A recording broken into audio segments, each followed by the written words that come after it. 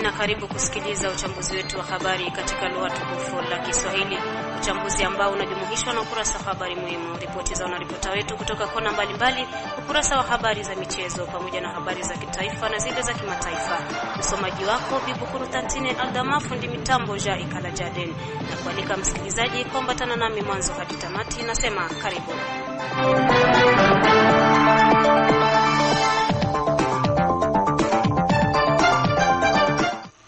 Kabla ya uchambuzi wetu wa habari, namkaribisha hapa Safari Alimasi kwa usomaji wa habari muhimu. Karibu.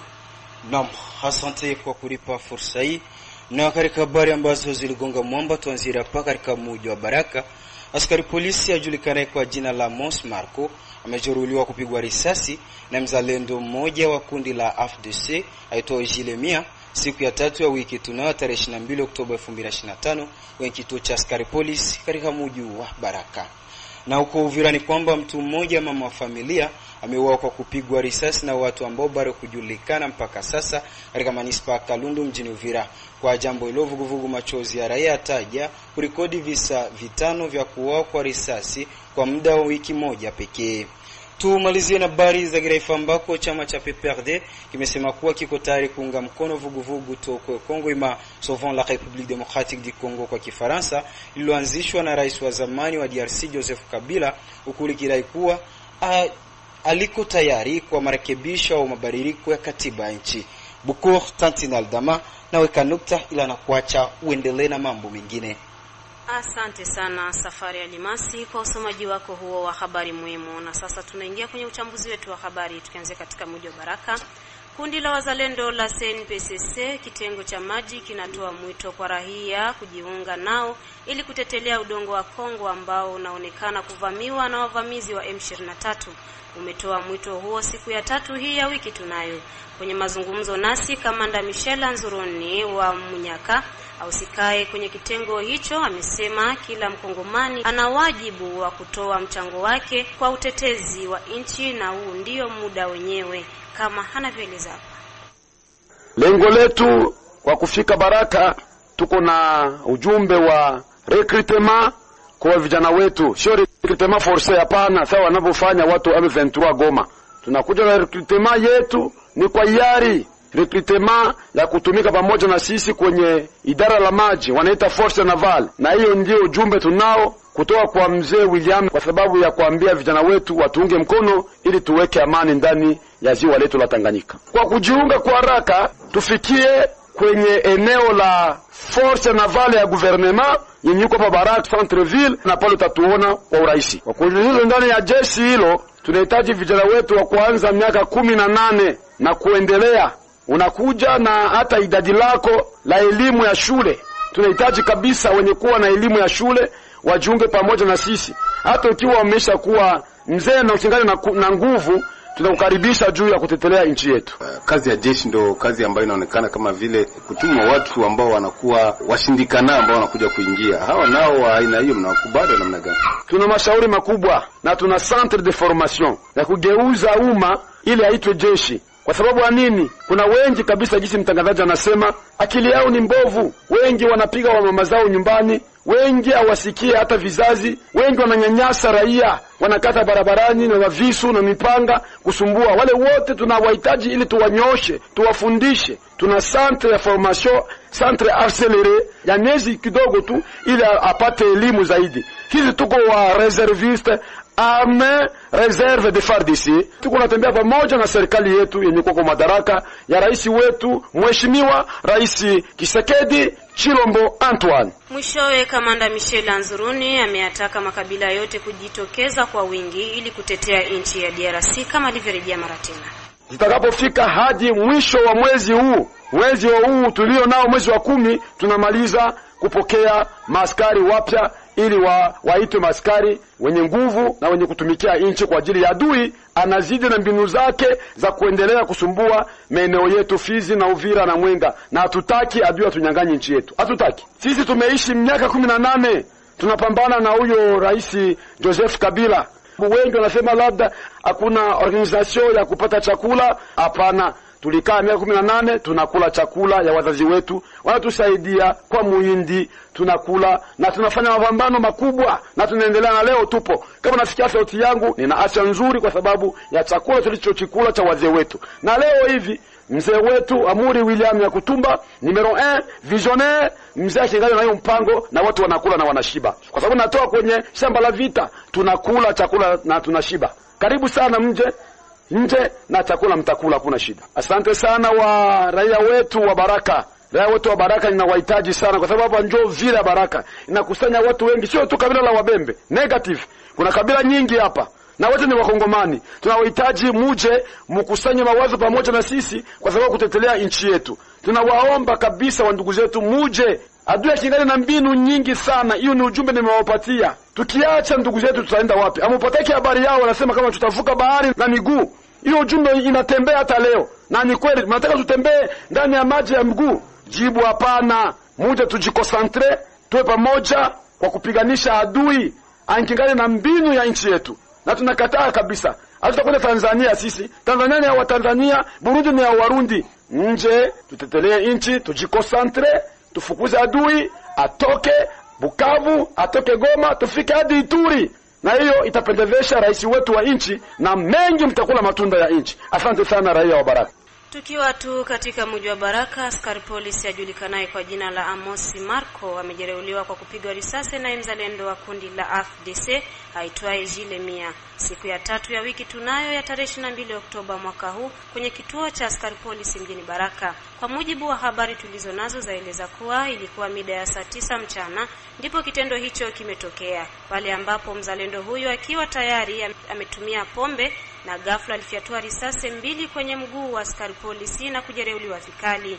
Kisha kitendo hicho cha kusikitisha, mzalendo huyo mwalifu ameshikwa na kuwekwa nguvuni, huku askari polisi aliyejereuliwa amepelekwa mara moja kwenye hospitali kuu ya Baraka kwa ajili ya matibabu. Hata hivyo, chanzo zaidi cha kitendo hicho bado kujulikana hadi sasa.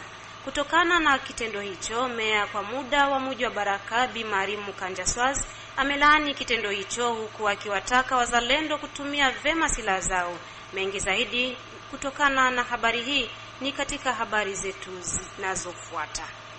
Na huko Mukera ni kwamba kiongozi wa kijiji cha Mukera Mboka Nshetumbula 13 ametoa onyo na kutahadharisha wachimbaji madini kutokutumia pombe wakati wa kufanya kazi. Hivyo ni baada ya mwili bila uhai kuokotwa ndani ya mgodi uliokuwa umejaa maji. Akizungumza na Radio Kivu, kiongozi wa kijiji cha Mukera ameonyesha mazingira ya kuokotwa kwa mwili huo, na huku akimalizia kuwa kutoa ujumbe kwa wachimbaji madini maeneo hayo ya Mukera. Ni jana mida za asubuhi na taarifa kama kuna kijana mmoja kana mwili wake unaelea ndani ya ziwa cha maji mshimo ambayo ilitumikiwa muda mrefu na ilikuwa imekwisha malizwa kutumikwa. Alafu nikaita vyombo husika vya usalama, tukakwenda pale tukaenda tazama mwili wa ndugu. Ule mwili wa ndugu ukatolewa ndani ya ziwa na ule mwili ukakaziwa jamaa yake na ukahifadhiwa hapo jana mwili wa huyo marehemu. Huyo ndugu anaitwa Amani jina lake, ambaye ametuacha. Alafu uchunguzi ungaliki unaenda kwa kujua kisa mauaji cha ule ndugu, lakini kulingana na uchunguzi afanya ilionekana ndugu alikunywa pombe ya zaidi, akaenda sasa kule kumachimbo ambako anakaa. Sasa iliwezekana aliporomoka na akaangukia ndani ya shimo na mauti kamkuta. Sheria zipo ndugu mtangazaji, sheria zipo. Sasa watu tekeleza hizo sheria ndio shida kubwa. Alafu watu wanatoka kule sehemu za machimbo wanakuja huku kumwingine wanakunywa mapombe, alafu wanarudi sasa kule kumashimo. Wamekwisha kuwa walevi na wanapita manjia zenye kuwa karibu na mashimo ambazo zimejaa maji. Alafu hiyo ndo sasa shida ambazo zinatokeza mara kwa mara. Ndugu mtangazaji, hiki ni kitendo cha 3 sasa kutokea ndani. Ujumbe wangu ni wa ndugu wote ambao wanalisaidia na machimbo ya madini, wakati wanapokwenda machimboni waende bila kukunywa mvinyo, na wakati wanakuja kutafuta chakula narudi waje watafute chakula na warudi bila kulewa, sababu wakati wanapokuja wanakunywa pombe. Sasa wakati wanaporudi ule ulevi, alafu madhara yake ndo haya. Naweza kuambia wakati wanakwenda kutafuta pesa waachane kwanza na ulevi. Na huko Misisi ni kwamba kijana mmoja aliyejulikana kwa jina la Oredi John wa umri wa miaka 19 ameuliwa kwa kupigwa risasi na mjomba wake ambaye ni mzalendo mnamo jioni ya tarehe 21 Oktoba katika kijiji cha Misisi. Udhibitisho ni wake mkuu kiongozi wa kijiji cha Misisi ambaye amelaani kitendo hicho na kutaka mamlaka ya serikali kuchukua jukumu la kulinda raia kwa kuwa vitendo vya mauaji vyaonekana kushamiri maeneo hayo. Ilikuwa jana magharibi, huko mtu mmoja anakamata bunduki ya baba yake, alikuwa mapombe kama sasa akaua kwa sasa kizalendo na viatu ya joini yake kwenye kizalendo, kwa mzigo yake kwenye miomba. Mandete zinaendelea, mziki inaonekana ni miomba ndio mwiko. Kwa tunaweza kuendelea kuimplore parapora ya comportement wa wazalendo wetu tuko nao hapa. Kwa sasa kama mateka ziko nakuwa mingi na tuko naendelea kuambia uongozi parapora ya hiyo vitu na direct kwa naomba sana sisi kama wao tulikatuma ya radi ikue hapa na sisi tusaidie parapora ya hiyo mateka zetu kufanyika kila siku. Makala za kuanza nini kaza kwanza na fanya probleme. Kwa silaha wengine walikuwa ni wajambazi, wengine hapana ile kato parapora ya hizo wengine walikuwa na kamata ndio yanasumbua zaidi. So solution ni control ku gouvernement national provincial na usilo gadi anaweza kutusaidia na kutuvenea amen. Akitu kwa angaleta kwa nkadre.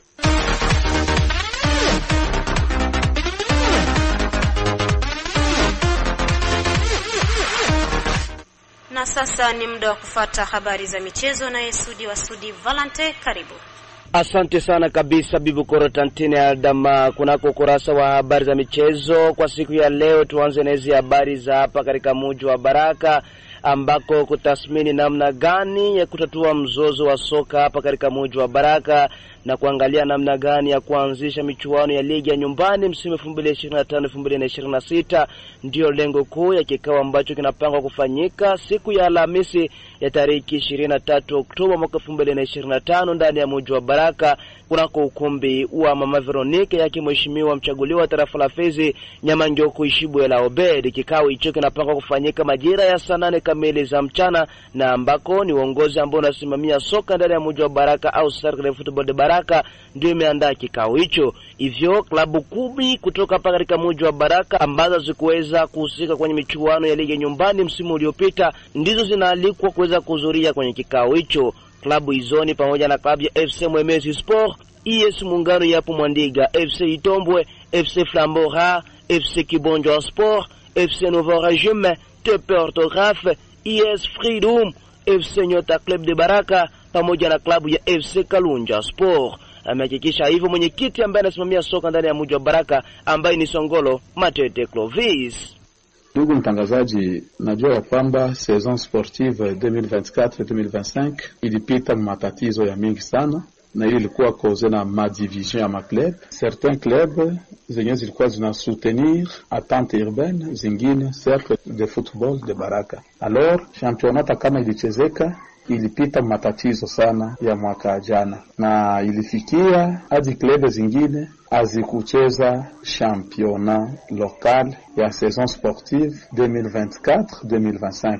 Alors pour le moment tunata ingia mu championnat, na mie kama vile kiongozi siko kiongozi wa madivision, hapana. Ninapenda zile club ambazo azikucheza championnat local ya saison sportive 2024-2025 nilipenda niziite tukutanane hiyo kesho. Itakuwa Alhamisi jeudi le 23 ya mwezi tunao, tukutanane pale ku salle de réunion ya mheshimiwa honorable Nyamanjoku. Tukae chini nijue au komite ya cercle ijue kero zao kama zilisababishwa na nini ili wasicheze championnat local yenye ilipita, na kisha kujua kero zao, ndugu mtangazaji, tutakaa chini na tujue kipi cha kufanya ili timu zote zije zikae pamoja na tucheze championnat local. Niko hapa, niko baba wa timu zote, na baba hawezi penda na division wala apendelee aseme mimi napenda timu fulani hii ndio nachukia, hapana. Bibu Kortantina Dama nasema asante na kwaheri. Asante sana Sudi wa Sudi Valente kwa habari zako hizo za michezo. Endapo msikilizaji ndio bado unakuja kujiunga nasi, unasikiliza uchambuzi wa habari kutoka kwenye redio ya kijamii Kivu mjini Baraka kupitia mitabene 93.0 FM. Na katika mji jirani wa Uvira ni kwamba mtu mmoja, mama wa familia, ameuawa kwa kupigwa risasi na watu ambao bado kujulikana mpaka sasa katika manispa ya Kalundu mjini Uvira. Kwa jambo hilo, vuguvugu Machozi ya Raia yataja kurikodi visa 5 kuuawa kwa risasi kwa muda wa wiki moja mjini Uvira.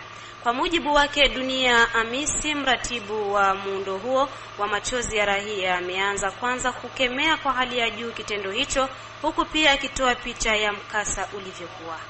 Hizo habari ni za ukweli sana. Ni jana mida ya 19 mkasi Kalundu, mama Mungu anamuita Katarina na Vindu alipigiwa masasi mwake na watu wenye wasiojulikana na 19 kabisa. Kwa chanzo cha kumuua watu wakijulikana, meselo masources za proche zetuko nazo, kwa sikia watu wanasema kama kulikuwa makonfli za bulozi zenye walikuwa wanasema na ndio mili ilikufuya vile, na ndio wakakia wakampiga masasi yule mama. Alikuwa mwake, ilikuwa na taarifa za kupiga.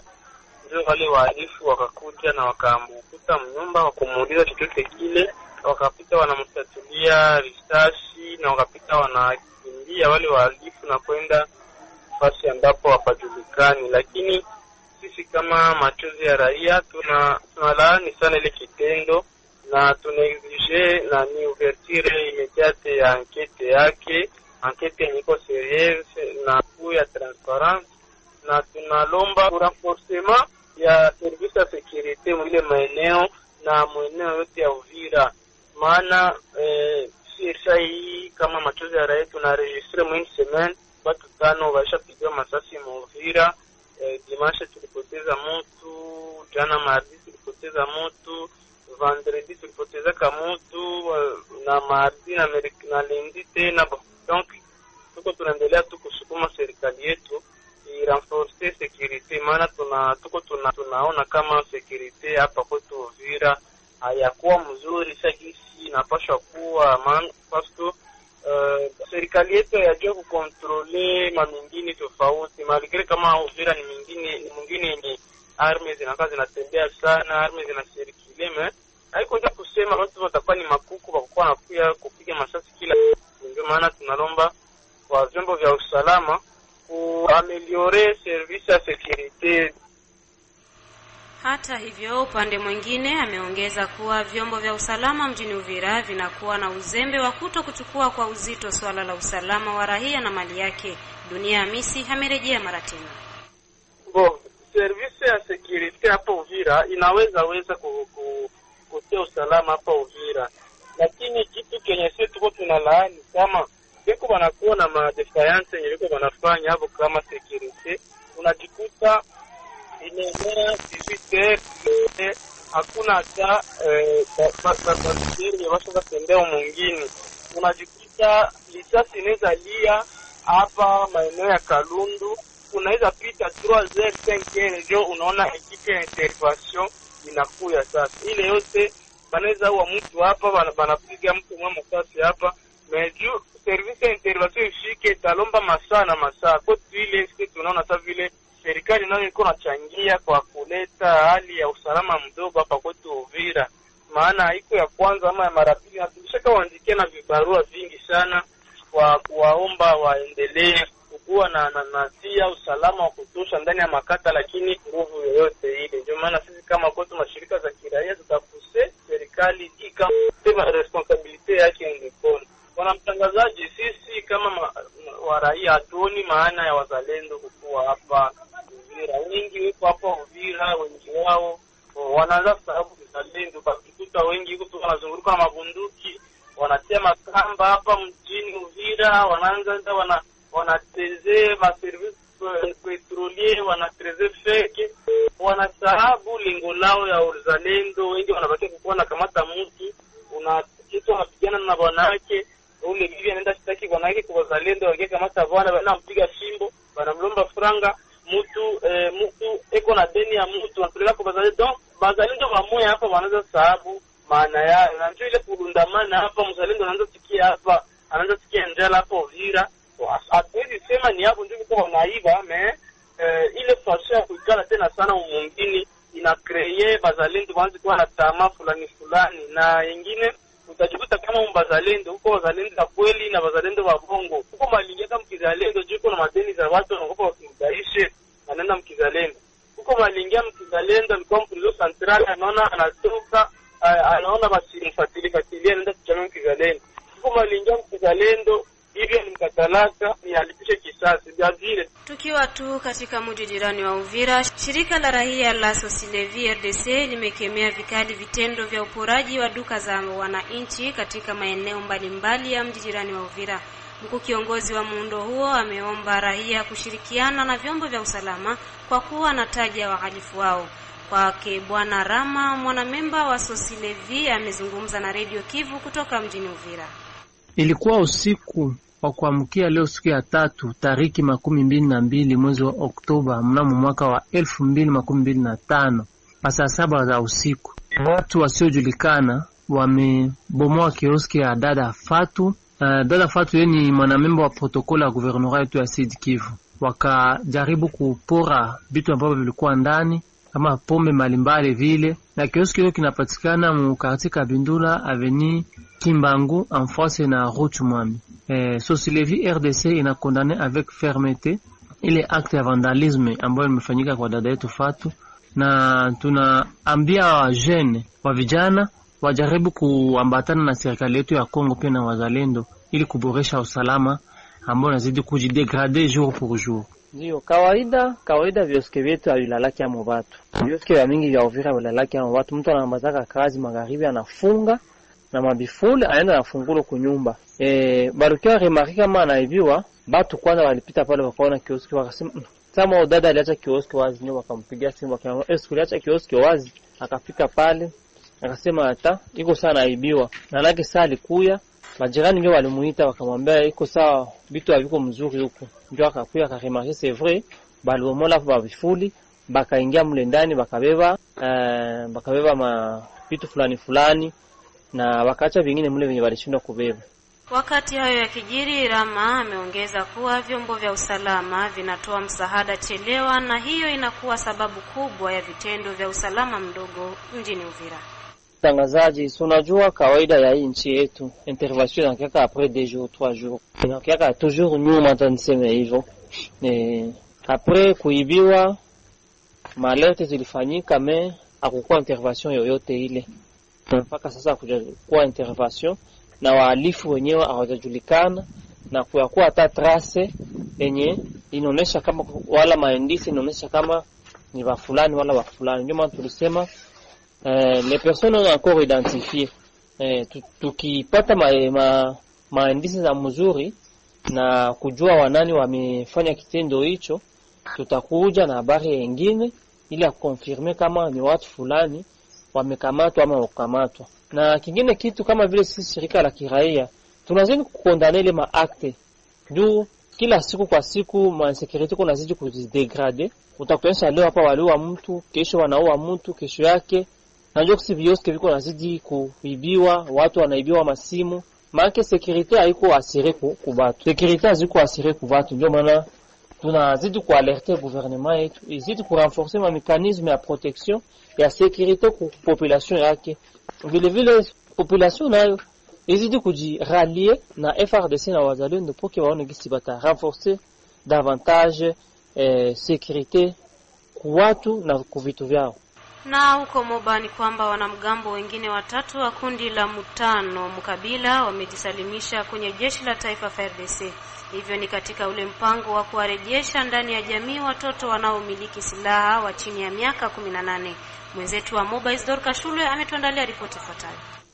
Wanamgambo wa kujami wa kundi la Mutano Mkabila wanaendelea kujisalimisha kwa serikali. Wengine 3 wamejisalimisha siku ya Alhamisi Oktoba 16 pale Mateba Minti wakati wa shughuli la kuwarejesha ndani mwa jamii watoto kutoka vikundi vyenye silaha. Baada ya kupokea mishale kutolewa na wanamgambo hao, Kanali Rashidi wa FARDC ameagiza ujumbe huu. Na sheria ya Kongo inakatazwa mtoto wa miaka 18 kukamata silaha.